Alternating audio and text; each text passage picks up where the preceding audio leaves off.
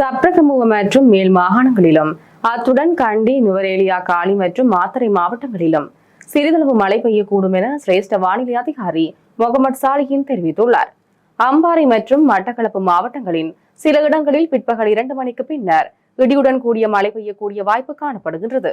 நாட்டின் ஏனைய பிரதேசங்களில் சீரான வானிலை காணப்படும்.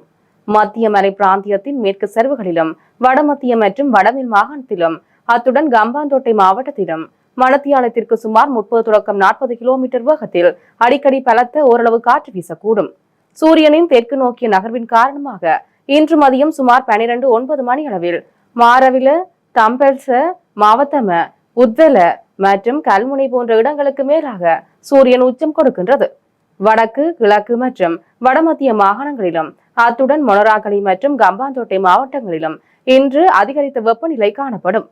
கடல் பிராந்தியங்களில் மணத்தியாலத்திற்கு 30 தொடக்கம் 40 கிலோமீட்டர் வேகத்தில் மேற்கு திசையிலிருந்து தென்மேற்கு திசையை நோக்கி காற்று வீசும்.